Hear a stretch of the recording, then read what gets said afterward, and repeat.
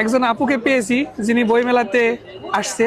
তো আপু, আপনি নাম কি এবং কোথা থেকে আসছেন যদি একটু বলতেন। আমার নাম হচ্ছে টুম্পা।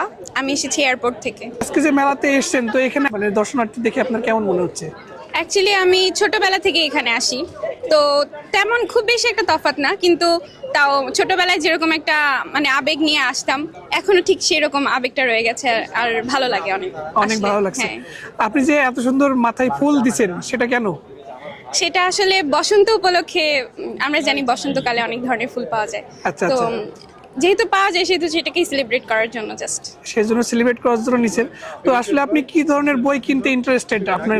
আসলে আমার গল্পের বই খুবই ভালো লাগে, ছোট গল্প যেগুলো মানে শেষ হয়েও হইল না শেষ। আর এছাড়া আমি উপন্যাস পড়ে আসলে খুব বেশি একটা ধৈর্য রাখতে পারি না, তো আচ্ছা। উপন্যাস পড়ি না। মানে ছোট গল্পটা গল্পগুলো বেশি আপনার পছন্দ?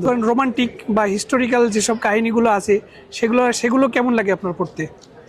রোমান্টিক বা হিস্টোরিক্যাল তেমন পড়া হয় না, তবে আমার জিওগ্রাফিক্যাল বই খুব ভালো লাগে। মানে জিওগ্রাফিক্যাল। আচ্ছা আপু, অনেক জিওগ্রাফিক্যাল ইন্টারেস্টেড একজন পার্সন। আপুর সাথে কথা বলে অনেক ভালো লাগলো। ঠিক আছে, Okay, থ্যাংক ইউ আপু, thank থ্যাংক you. ইউ।